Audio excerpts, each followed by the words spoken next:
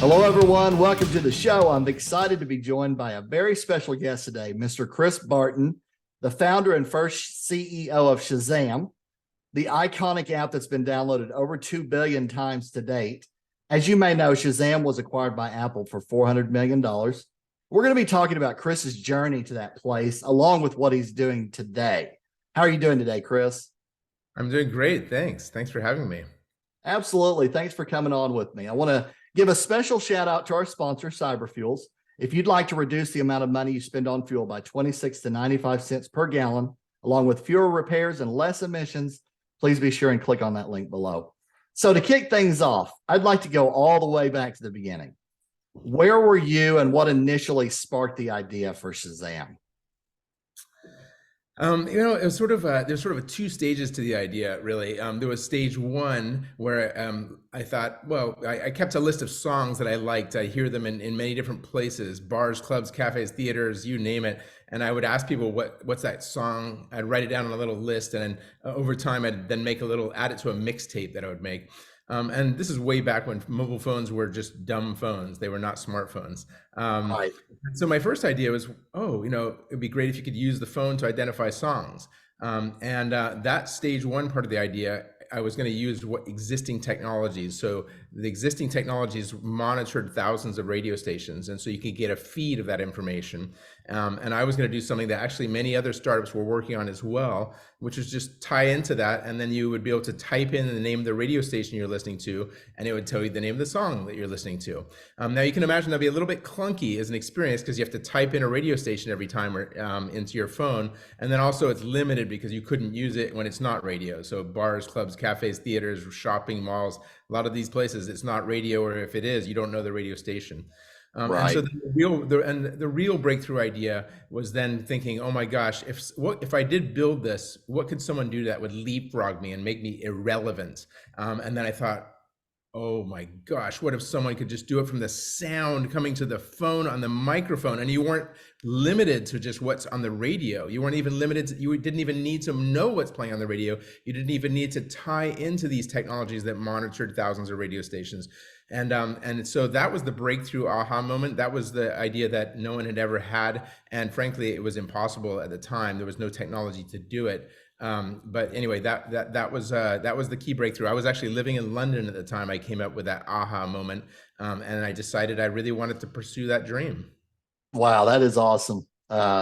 You had this idea really before the technology was really available yet. So you kind of had to push it along, right?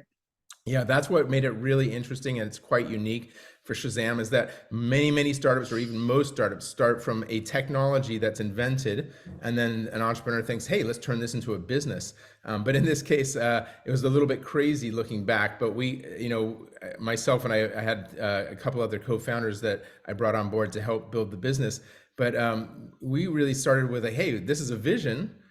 Now we got to create a technology to back it up. And I think we didn't quite realize what we were getting into, but what we found when we reached out to the experts in this area, which included professors from Stanford and MIT that were electrical engineering, signal processing, audio technology experts, we found that, hey, there is no technology that can do this, and they had no idea how to create it, how to invent it. It just was not feasible because it was a really difficult technology to create, because when you create what's called pattern recognition, it was an early version of AI, basically artificial intelligence.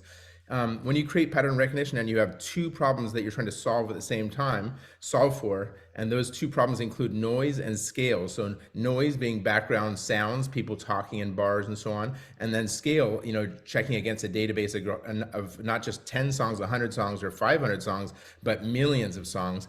When you combine those two problems, pattern recognition often becomes impossible.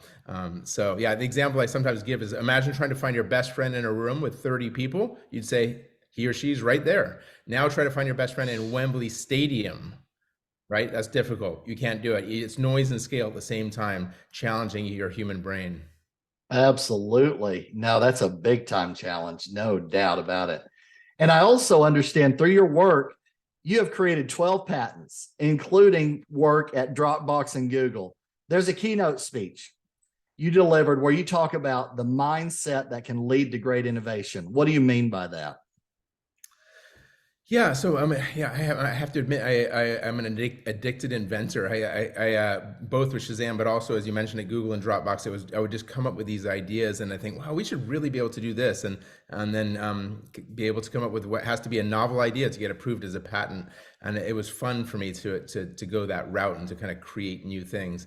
Um, I really dug into what led to this great outcome of Shazam, because Shazam was not easy. I mean, Shazam almost failed multiple times, and there were multiple challenges that led to it almost failing, including coming up with an idea that was not good enough, as I mentioned, the radio recognition initially, and then also including, how are we going to invent this technology that all these professors are saying is impossible? How are we going to raise money in incredibly difficult times when some of the venture capitalists said, hey, this is, I don't even see why people would use this feature. And you have to keep in mind, this is before smartphones. Establishing a way to build this experience in the old phones before there were apps and so on, which involved partnering with large mobile phone companies. All these huge, basically nearly insurmountable challenges. So I dug into like, well, what led to this great success? So because we ultimately created magic, we created something that drove 2 billion downloads. It became a verb. It became something that people literally can tell you, I remember the first time I used this. And how many Right. products does that happen for? I mean, how many products can you think of where you remember the first time you used it? And even maybe your MacBook, you may not remember that. But luckily with Shazam, many people can actually remember that moment. So I kind of dug into it and thought, well, how did we get there? And I really was able to kind of distill down to these kind of 5 key mindsets that I really think led to this successful outcome of Shazam, led to this sort of ways of thinking differently, and led to this ability to overcome these barriers, achieve the impossible, come up with really breakthrough, unique ideas, and develop something that is really delightful to hundreds of millions or billions of customers. What's interesting about them is that they're all things that we don't do by default. And so I call it start from zero, and I've given them sort of 5 names.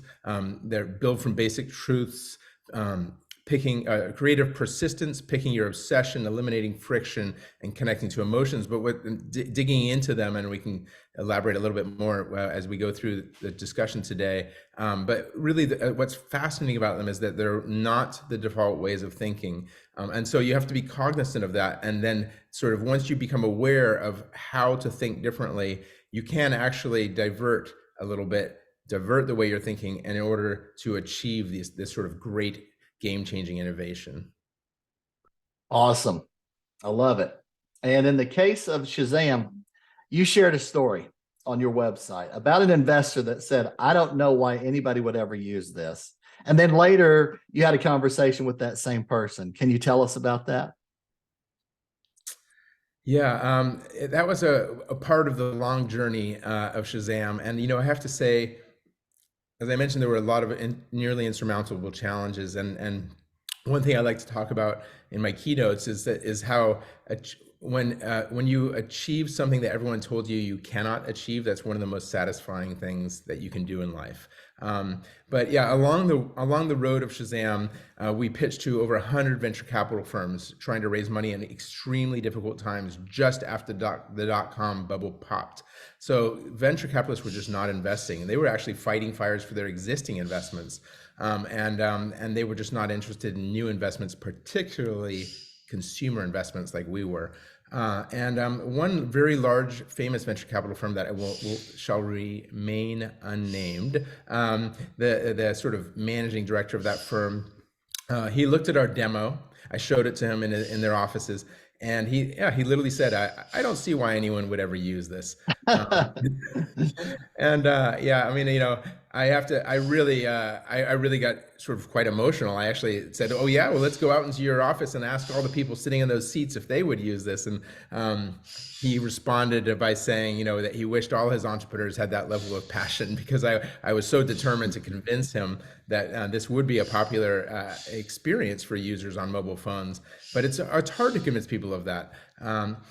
I have to say that one of the most satisfying experiences in my life was many years later, and we're talking about 10 years later, when Apple was releasing sort of the most popular apps in its app store and describing what they were. And of course, there are big companies like Google and Facebook and so on in those apps.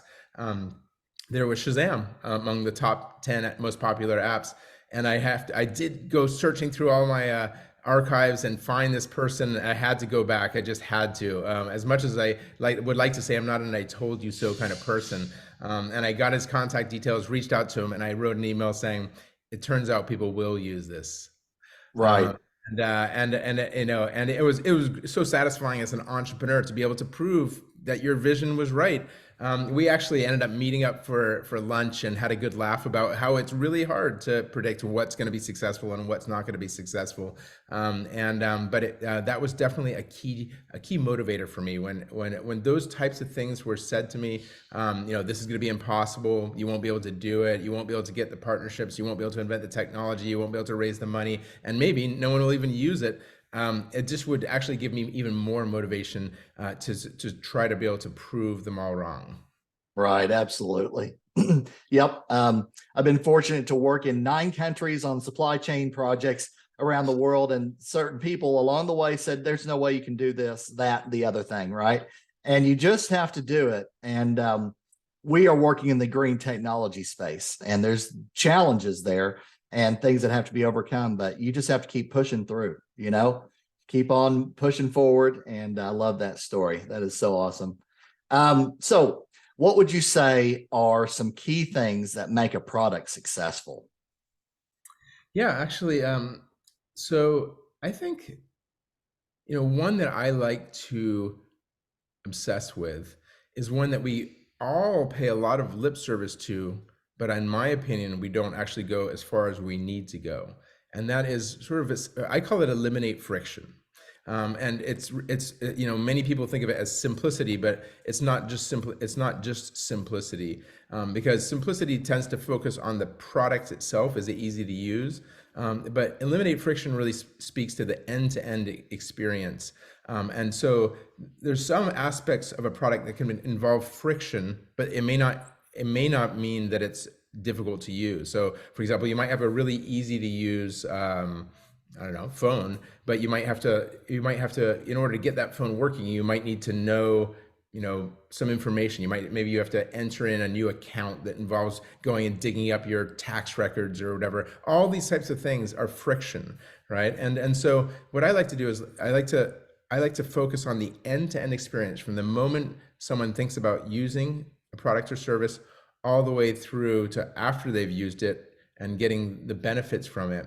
Where are there points of friction? Where are there things that they have to think or things that they have to do? Think or do. And within think and do, there's actually many, many, many things that you might have to think or that you might have to do. Register, sign up, click several times, wait. Just waiting is a form of friction. Wait for the result. Maybe when you get a result, it's uncertain.